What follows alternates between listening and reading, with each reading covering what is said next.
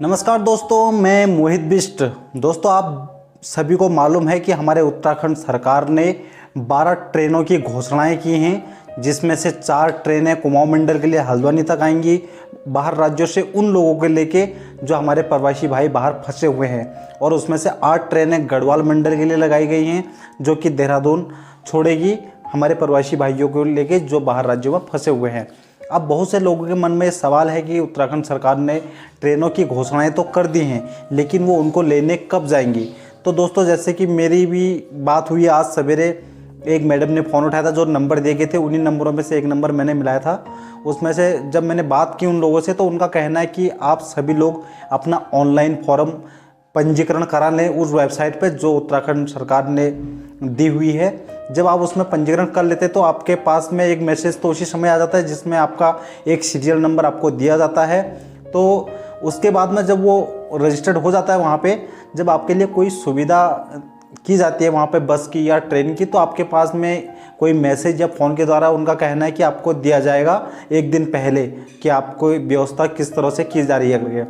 और दूसरा दोस्तों, किसी भी व्यक्ति को अपने घर से बिना जब तक मैसेज नहीं आए सरकार का कि आपके पास आपकी ये व्यवस्था है, तब तक आपको घर से बिल्कुल नहीं निकलना है। अगर ट्रेन कहीं पर भी आ रही है, वो ज़रूरी नहीं कि आपके लिए आ रही हो। जिस व्यक्ति को उसमें चिन्हित किया जाएगा, जिस व्यक्ति का नाम उसमें दर्ज होगा, उसी व्यक्ति को ले जाया जाएगा। ये एक स्पेशल ट्रेन है, इसकी बिक्री आम नागरिकों के लिए अलाउ नहीं की गई है सरकार की तरफ से।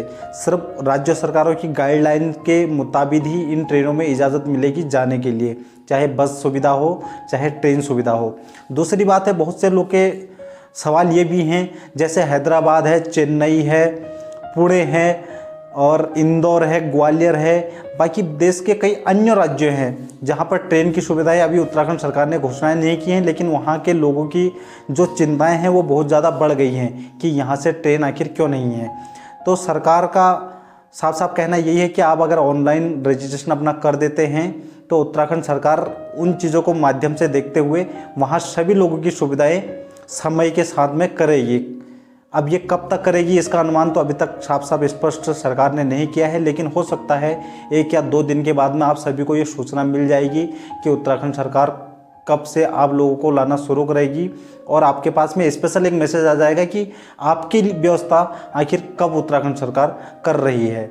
तो ये बहुत से सवाल ऐसे हैं जो हमारे दोस्त हमसे कर रहे हैं। तो जहाँ तक मेरी जो जानकारी है वो मैं आप तक पहुँचाता हूँ। इसमें आपके पास में जो जानकारी है आप हमें कमेंट बॉक्स में दे सकते हैं, और कोई भी व्यक्ति अभद्र टिप्पणी का इस्तेमाल न करें। अगर आपके पास में कुछ सुझाव हो तो आप सुझाव दे सकते हैं, क्योंकि मैं उत्तराखंड को एक परिवार मानता हूं, और अपने परिवार वालों तक अपनी जानकारी पहुंचाना जो आप लोगों के लिए फ़ायदेमंद है वो पहुंचाना कोई गलत बात नहीं है।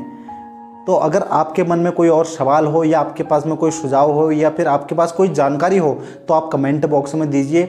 हम उसको सभी लोगों के सामने प्रस्तुत करेंगे, जिससे लोगों को फ़ायदा मिल सके। क्योंकि एक जानकारी अगर आपके पास में पहुंचती है, तो अगर आप उसको शेयर करेंगे तो और लोगों को उससे फ़ायदा मिलेगा। क्योंकि इस वक्त हमारे उत्तराखंड के प्रवासी भाई जो बाहर फंसे हुए हैं अन्य राज्यों में, वो बहुत मुसीबत में हैं। हर किसी का एक ही मकसद है कि वो अपने घर पे अपने परिवार के साथ में पहुँचे, और वहीं पर अपना वो रहन सहन जब तक लॉकडाउन नहीं खुलता है वहीं पर करे। क्योंकि हर एक व्यक्ति के सबसे बड़ा उसके जीवन में उसका परिवार होता है। अगर कोई व्यक्ति अपने परिवार से बिछड़ता है तो उसका दुख सिर्फ उन्हीं लोगों को होता है जो अपने परिवार से, अपने घर वालों से, अपने बच्चों से, अपने माँ बाप से बिछड़ता है। अब बहुत से लोग तो इसमें ऐसे भी हैं उत्तराखंड के जो अपने घरों में तो सुरक्षित है, अपने परिवार के सामने बैठे हैं, लेकिन बड़ी बड़ी बातें कर रहे हैं। बहुत से लोग, जब हमने फेसबुक पर पोस्ट डाला कि भैया हमारे उत्तराखंड के जो लोग फंसे हैं उनको कृपया निकालिए करके सरकार से निवेदन किया, तो बहुत से लोगों का कहना ये है कि वो कहीं बाढ़ में फंस गए हैं क्या, या फिर कहीं ऐसी जगह फंस गए हैं कि उनको निकालो, वो फंसे थोड़ी हैं। तो उन लोगों को क्या पता कि दर्द क्या होता है अपने परिवार से बिछड़ने का, अपने घर वालों से, अपने बच्चों से बिछड़ने का। और ऐसे कई अन्य कमेंट्स हैं, लेकिन इन सभी को छोड़ के अभी इस वक्त हम सभी लोग यही गुजारिश करते हैं उत्तराखंड सरकार से कि जल्द से जल्द, जितनी जल्दी हो सके, सभी लोगों को सुरक्षित तरीके से निकालिए और उत्तराखंड उनके घर पर उनको पहुंचाने का कष्ट कीजिए। दूसरी बात यह है, आप सभी लोगों से एक निवेदन और है कि अभी तक अगर आपने आरोग्य सेतु एप्लीकेशन अपने मोबाइल में डाउनलोड नहीं करी है तो आप उसको कर लीजिए, क्योंकि ये महत्वपूर्ण है। इस वक्त कोरोना संकट की घड़ी में मददगार साबित हो सकता है। तो सरकार ने भी इसको कंपलसरी कर दिया है कि हर एक मोबाइल में ये डाउनलोड होना अनिवार्य है। इसकी मदद से आपको उत्तराखंड जब लेके जाया जाएगा तो आपका आरोग्य सेतु जो एप्लीकेशन है वो चेक किया जाएगा उस वक्त भी। तो बहुत बहुत धन्यवाद आप सभी का, और बाकी आपके सवाल जवाब आप हमें कमेंट बॉक्स में दे सकते हैं। जय हिंद, जय उत्तराखंड।